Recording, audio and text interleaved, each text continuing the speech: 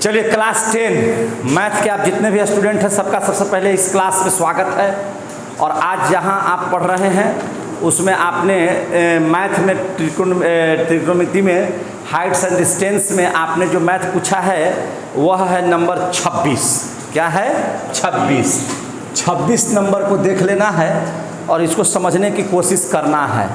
ठीक है, वीडियो देख लीजिएगा, रुका हुआ नहीं है, ठीक ठाक चल रहा है ना, कहीं से कोई दिक्कत नहीं है। क्या कहता है क्वेश्चन समझ लेंगे। 100 मीटर चौड़ी एक नदी में एक टापू है। एक नदी है जिसकी चौड़ाई कितना है? 100 मीटर है। जैसे मान के चलिए कि यहाँ है, ये नदी है, ये क्या है? नदी है। और इस नदिया के बीच में क्या है? वो टापू है। टापू का मतलब है कि जहाँ पे हम लोग खड़ा हो सकते हैं या पेड़ पौधा उग सकता है, उसी को क्या कहते हैं? टापू। तो इस 100 मीटर चौड़ी एक नदी में एक टापू है और इस पर एक ऊंचा वृक्ष है। इसी पर क्या है? एक ऊंचा वृक्ष है। कोई दिक्कत? नदी के विपरीत किनारों पर दो बिंदु P और Q वृक्ष के सीधे में है। नदी के विपरीत किनारों पर, इसके विपरीत किनारों पर यहाँ पे P है और यहाँ पर क्या है? Q है। ठीक है ना।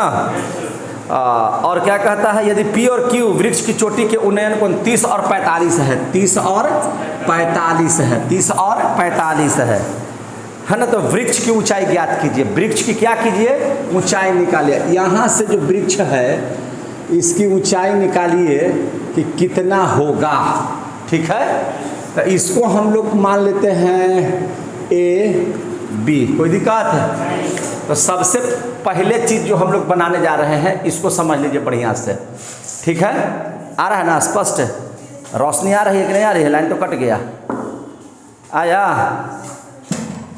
इधर आ जा रही है खिड़की वाला। चलिए ध्यान दीजिए। अब हमको इसको H मान लेते हैं तो कोई दिक्कत है? यही निकालना है। 100 मीटर का नदी है ना। कितना मीटर का है? 100 मीटर की नदी है।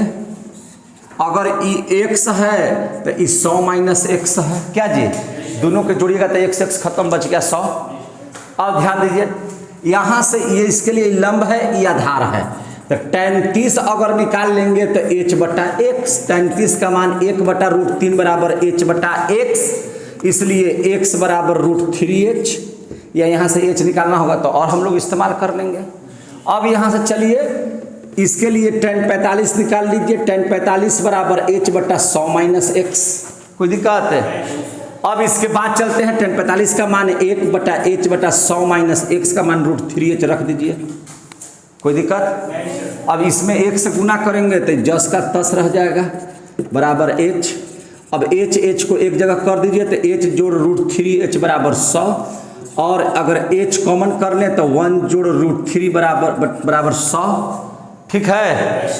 अब यहाँ से ध्यान दीजिएगा, और इसलिए h बराबर, तो h बराबर 100/√3 + 1। आंसर आपको पॉइंट में दिया हुआ है कि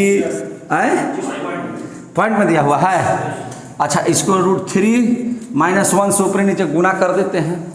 तो अब देख लीजिए, तो 100√3 घटाओ 100 बटा ये हो जाएगा a + b × a - b बराबर है ना a² - b², यानी कि 3 घटाओ 1।